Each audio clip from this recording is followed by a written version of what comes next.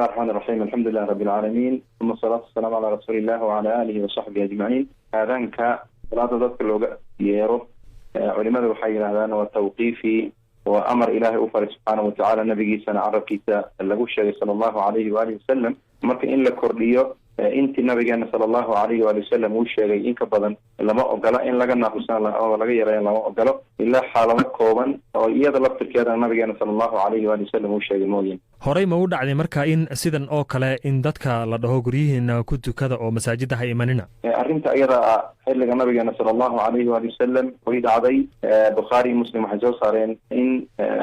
al-Imam Abdullah ibn Abbas حبر الأمة ترجمان القرآن رضي الله تعالى عنه إن مؤذن كيسي كيري معنين فوق النيت مركي أتر هذا أشهد أن لا إله إلا الله وأشهد أن محمد رسول الله أتر هذا وحير هذه حي على الصلاة وحتر هذا صلوا في بيوتكم تريهن كنت كذا هذه حي على الصلاة صلاة الوقت عليه أما هلا إمارة dadka marka arrinkaas way dhibsadeen ama way inkireen markaas wuxuu yiri arrinkan waxa sameeyay mid aniga khayr badan oo nabigeena sallallahu alayhi wa alihi wasallam wuxuu nabigeena nacayay dadka inay dhooba isbiro raxa ay ku socdaan ayuu nacayay marka arrinka isaga ah waqtiga nabigeena sallallahu alayhi wa sallam sidoo Abdullah ibn Abbas sheegay sidoo kale Abdullah ibn Umarna oo isna asaas sheegay sida Bukhari Muslim isna ku sugan nabigeena sallallahu alayhi wa sallam habeenka qabowga badan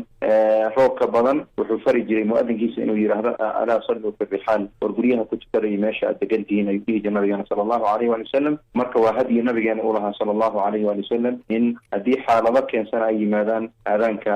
inta la raaciyo ama la dhaxgeliyo. waan gartay marka maxay yihiin sababaha ay diinteenu marka noo jideysay ee masaajidda marka looga baaqsan karo adoo noo soo koobaya? sababaha waa dhowr sababta cad oo xadiistan Bukhari Muslim ku yeela ku cad waa roobka iyo dhaxanta aad u tirada badan oo roobka la socota iyo simbirraxada iyo dhoobada iyo wixii la midka ah sidoo kale nabigeena sallallahu alayhi wa sallam xaalada waxaa jirtay dadka wadarma ahaan maxaa mid uu qaar u yiri ha imaanina masjidka waxaa kamid ah ragga soo toonta ama basasha ama waxyaabahan aanan arfoonka fiican lahayn ama qofka u dhisani dadka waxyaabaha soo cuna inay masjidka imaanin ayuu nabigeena sallallahu alayhi wa sallam amar ku siiyay isagoo ku canaanani marka waxyaabahaas noocaas ah sida roobka sida qofka inuu muxuu xanuuna gudba qabo iyo wixii la midka inuu masaajida ugu haro uusan u imaanin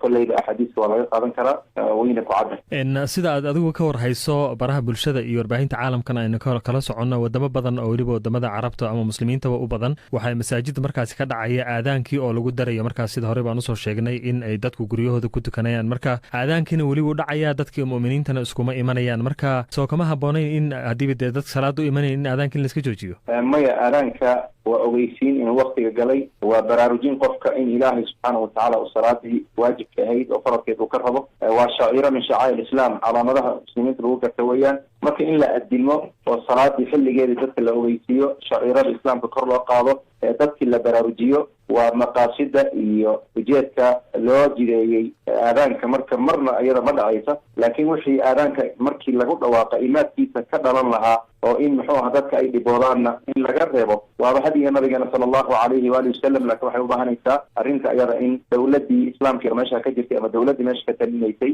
iyo culimada islaamka iyo majaamicda islaamiga ay arrinta iyada fatwo ka soo saaro yiraahdaan arrinta iyada ah darteed ama cudurka nooca dartii jumcadii iyo jamaacadii guryaha waa lagu tukan karaa waa la iska dhaafi karaa inay yiraahdaan weeyaan halkaas fatwo ay ka soo baxdo.